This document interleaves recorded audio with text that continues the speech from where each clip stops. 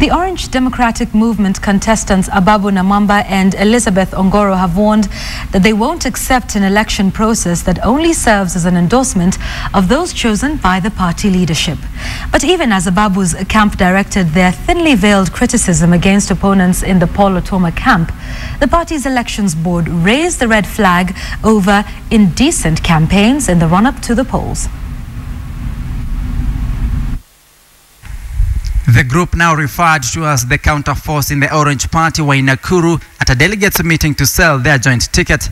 The camp, whose team leader is Turkana Governor Josephat Nanok, with Mombasa Governor Ali Hassan Joho as second in command, is to repulse the Paul Otuoma lineup, which is alleged to be backed by party leader Raila Odinga. We insist that we want this to be an election and not a selection. This team is a team that believes in the democratic ideals of the party ODM. This must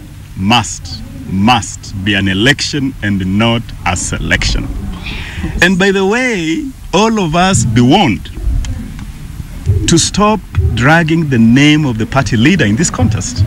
Insiders say that Budalangi MP Ababu Namwamba and nominated Senator Elizabeth Ongoro are in talks for one of them to step down to a lesser position and leave the other to contest for the Secretary General's post. This team does not want to break the party. We want to remain united. As you can see, I am right next to my competitor. Ndolo is right next to his competitor. That in a practice game, teammates do not break each other's legs.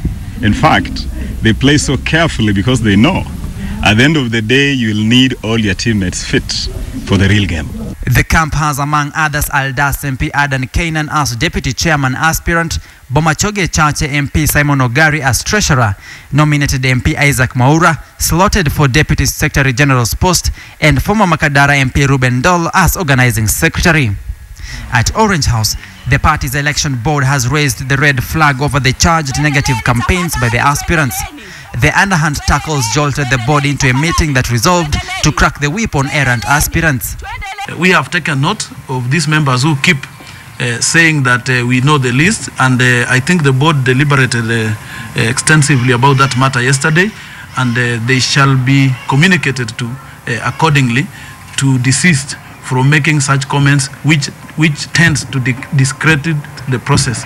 We want to really tell the candidates that we want them to behave and abide by the code of conduct so that we don't have any fracas anywhere, and we want to look like we are a party that can really do a free and fair exercise. The board has disqualified 7 aspirants citing non-compliance. Those whose candidatures were revoked were neither delegates nor life members to the party. The disqualified are party chair position aspirant Isaac Musao Mwilu, George Nyongesa, who was eyeing the position of Secretary for Publicity and Information, Susan Washeke aspiring for Secretary for Environment, Ambassador Tabitha Sei contesting for International Affairs Secretary position, Deputy Secretary General aspirant Paul Kiaka, and Boaz Waruku, who was eyeing for the position of Devolved Government Secretary. All disqualified for not being ODM delegates. Anthony Oluoch, aspiring for Secretary Legal Affairs, was equally struck off from contesting after vetting of contestants.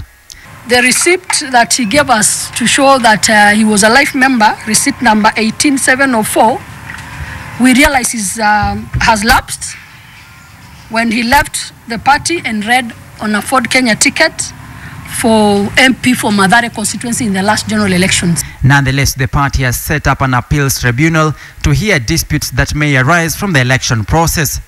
Samugina, KTN.